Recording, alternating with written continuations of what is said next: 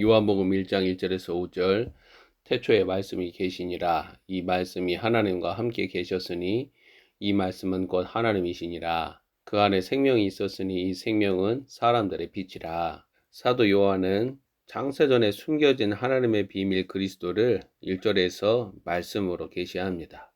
살아있는 말씀, 인격, 음성을 말합니다.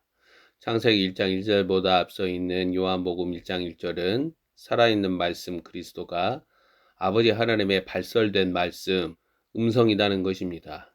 1절에 영원하신 하나님, 가까이 다가가지 못하는 볼 수도 없는 이와 함께 하셨다라는 증거는 18절에 아버지 품속에 있는 독생하신 하나님이라는 증거에서 아버지 하나님과 얼굴과 얼굴을 마주 대하는 친밀감을 말합니다.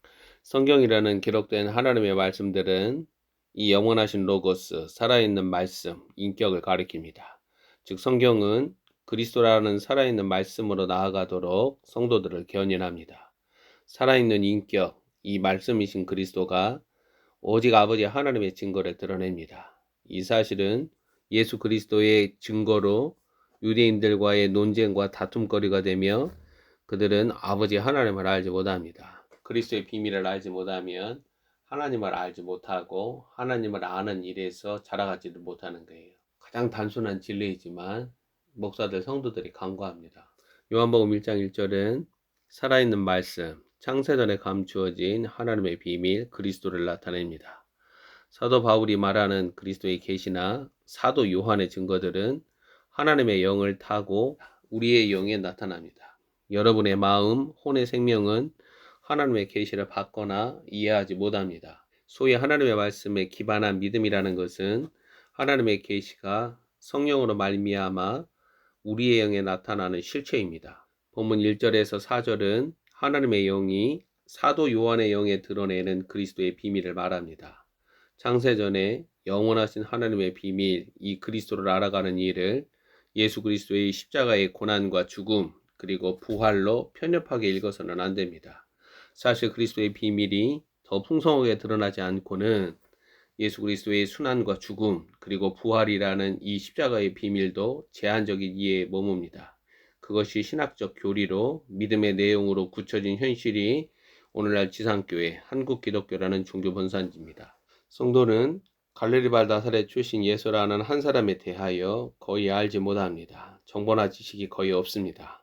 오직 성육신 이전에 하나님의 품속에 계시는 말씀, 이 인격, 그리스도를 계시로 말미암아 성령의 도움으로 알아갈 뿐입니다. 그리고 그리스도를 아는 지식은 영원하며 영원히 자라가고 풍성해집니다.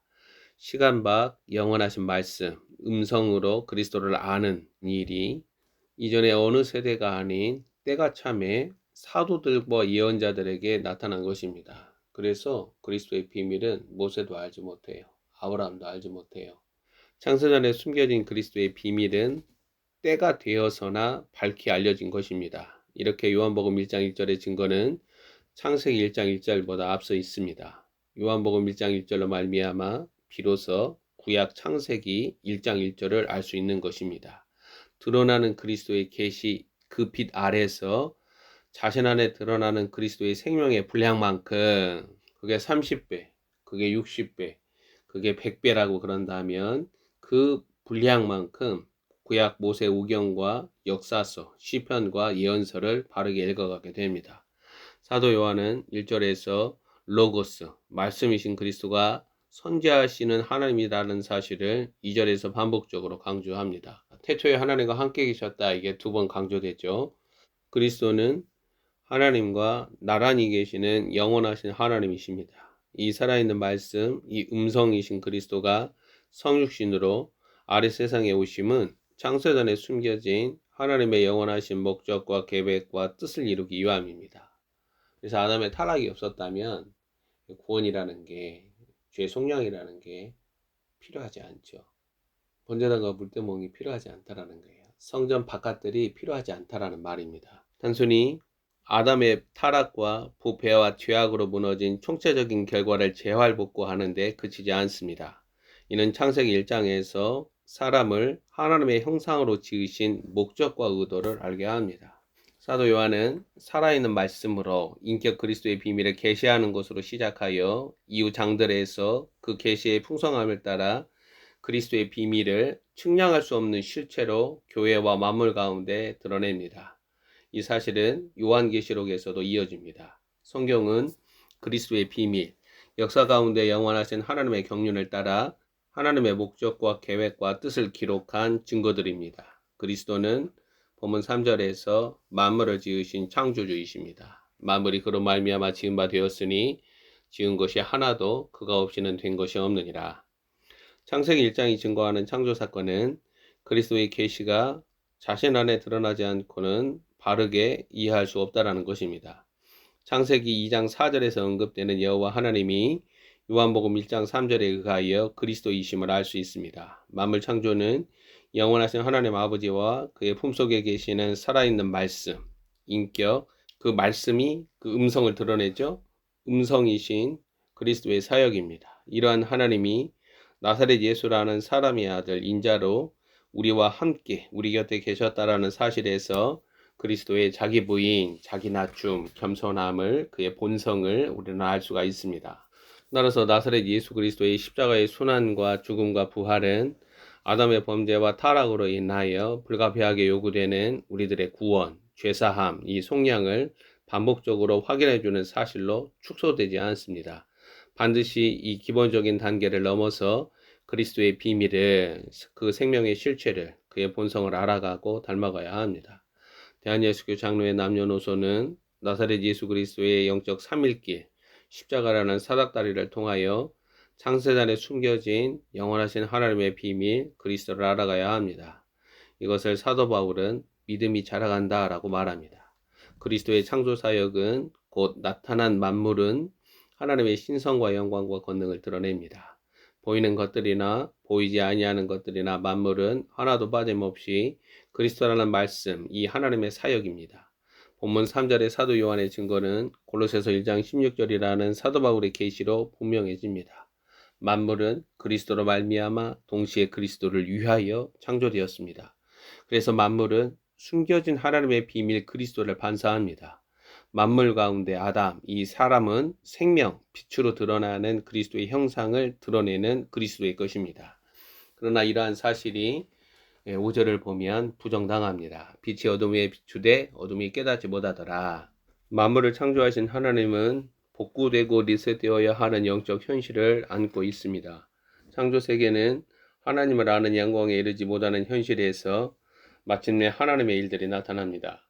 어둠은 빛으로 말미암아 구원받아야 하는 현실을 나타내죠. 이 현실은 위로부터 임하는 사건으로 가능합니다. 그래서 그리스도가 사람의 아들, 성육신으로 이 땅에 오시는 거예요. 구원이나 하나님의 영광을 아는 일은 아래로부터 일어나지 않습니다. 오직 생명이 그들에게 드러나야 합니다. 예배가 생명이 아니라 그리스도가 생명이에요.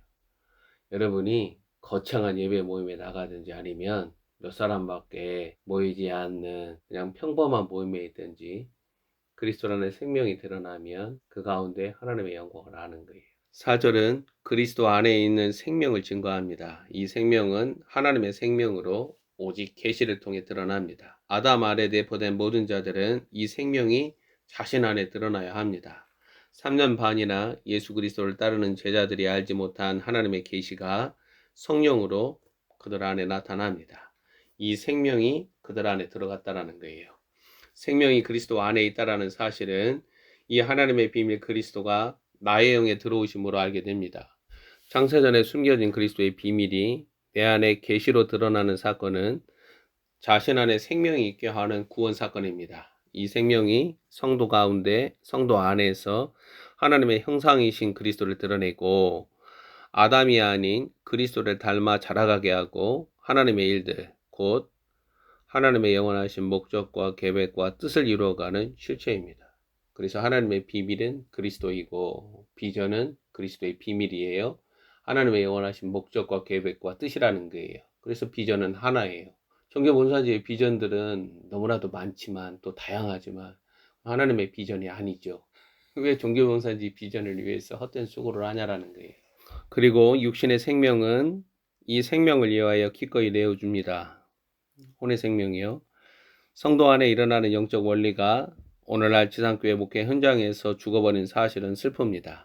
아버지 하나님은 아들의 생명이 거하는 자들을 구원하십니다. 마지막 시기 지상교회 성도들이 자신의 생명, 이 혼의 생명, 육신의 생명, 이 아담적 생명을 사랑할수록 그리스도의 생명은 드러나지 않고 숨겨집니다. 내 안에 드러난 그리스도의 생명에서 하나님의 영원하신 목적과 계획과 뜻을 알아갑니다. 사도 요한은 4절에서 생명을 사람들의 빛으로 증거합니다. 생명이 빛이라는 거예요. 유사 생명들은 어둠이지 빛이 아닙니다. 예수 그리스도는 내가 곧 그 길이요 그 진리요 그 생명이다 자신을 나타내십니다. 갈릴리 나사렛 예수라는 한 사람 안에 감추어진 이 하나님의 비밀을 자기 백성들에게 증거하셨다라는 거예요. 요한복음은 영원한 생명, 유일한 빛이죠. 곧 그리스도의 비밀을 반복적으로 증거들과 사건들로 나타냅니다. 이 생명이 없는 자들, 이 생명이 자신 안에 드러나지 않는 자들이 어둠이에요. 네 속이 어둡지 아니한가 보라. 네 안에 그리스도의 비밀이 실제로 드러났냐라는 거예요. 너는 위로부터 거듭났냐라는 거예요. 아래 세상에서 종교들, 그 으뜸이라는 유대교, 그리고 그리스도의 비밀이 없는 기독교도 어둠에 불과합니다. 본문 5절은 빛, 이 생명이 어둠의 빛이 되라고 증거합니다. 마지막 때 언약의 사자들, 하나님의 메신저들이 다시 나라들과 민족들을 위해 일어나서 성도들에게 그리스도의 비밀을 증거합니다. 그리스도의 생명이 자신 안에 빛으로 실체로 충만하게 거하는 자들, 이 하나님의 메신저들이 다시 오시는 주님을 사모하며 어둠의 영적 세력들과 싸워서 승리합니다. 저 그리스도 짐승의 질서와 식탁이 마련되는 동안 세상을 사랑하지 말고 정욕과 자기 사랑에 매몰되지 말고 이 하나님의 생명으로 무장합니다.